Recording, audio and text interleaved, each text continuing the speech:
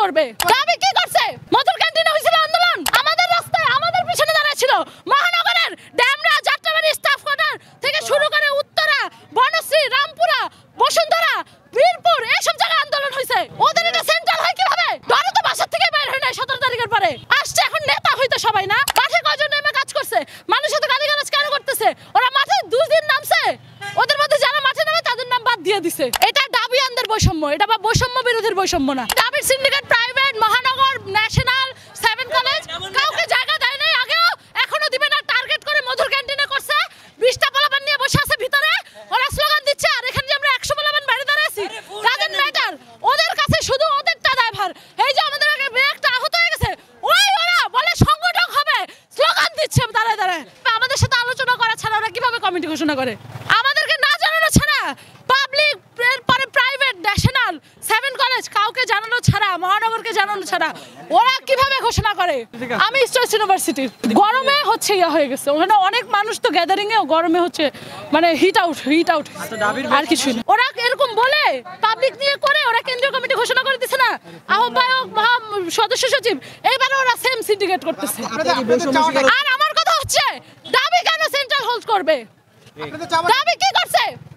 মধুর ক্যান্টিনে হয়েছিল আন্দোলন, আমাদের রাস্তায় আমাদের পিছনে দাঁড়ায় ছিল। মহানগরের ড্যামরা, যাত্রাবাড়ি, স্টাফ কোয়ার্টার থেকে শুরু করে উত্তরা, বনশ্রী, রামপুরা, বসুন্ধরা, বীরপুর এইসব জায়গায় আন্দোলন হয়েছে। ওদের এটা সেন্ট্রাল হয় কিভাবে?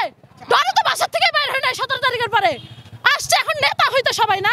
নেতা হওয়ার সময় সবাই হাত আগে উপরে, কাজের সময় কেউ নাই। মাঠে কয়জন নেমে কাজ করছে? মানুষের সাথে গালিগালাজ কেন করতেছে? ওরা মাঠে 2 দিন নামছে, ওদের মধ্যে যারা মাঠে নামে তাদের নাম বাদ দিয়ে দিছে।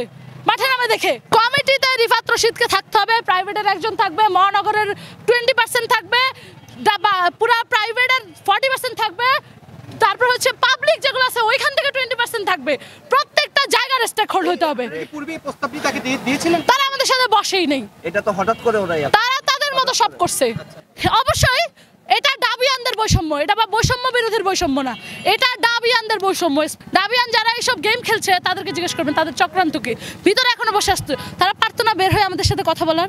তারা পারতো না আমাদেরকে ডেকে ভিতরে নেওয়ার? তারা ভিতরে সুন্দর করে চতুর্দিকে ব্যারিকেড দিয়ে বসে আছে। কেন ভাই এত ভয় পান কেন?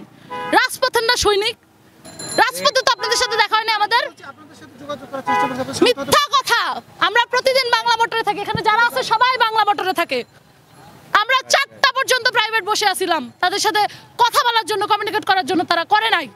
আমরা প্রধান মাথাদের সাথে 4টা পর্যন্ত বসেছিলাম, ভোর 4টা পর্যন্ত। এইখানে কোনো ধরনের কমিটি ঘোষণা হইতে পারবে না। আর ওই কমিটি ঘোষণা হইলে আমরা প্রাইভেট, পাবলিক, মহানগর, 7 কলেজ কেউ এটা মানি না, মানবো না।